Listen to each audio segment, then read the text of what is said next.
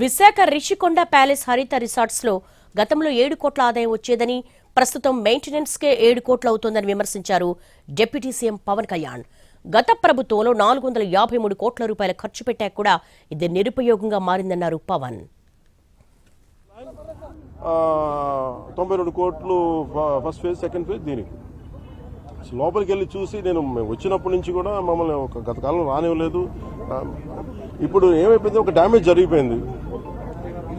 ఋషికొండ ఒకప్పుడు ఇక్కడ రిసార్ట్స్ ఉన్నప్పుడు టూరిజం మన శాఖకి ఆదాయం 7 కోట్లు ఉండే. సో 7 కోట్ల ఆదాయం కోల్పోగా ఇప్పుడు అదనపు భారం 453 కోట్లు పడి ఇప్పుడు కరెంటు బిల్లు ఆదాయం మన సంవత్సరానికి కట్టాల్సిన ఇంకా ఉపయోగించకుండానే జస్ట్ అది లైట్లు వేసి అప్పుడప్పుడు ఏసీ లాంచ్ చేయడానికి ఉట్టినే సంవత్సరానికి 1 కోటి రూపాయల పైన, 15 లక్షలు అవుతుంది. దాన్ని బట్టి అర్థం చేసుకోండి. మెయింటెనెన్స్కి వీటికి 1.5 కోటి అవుతుంది, జస్ట్ మేయర్ మెయింటెనెన్స్.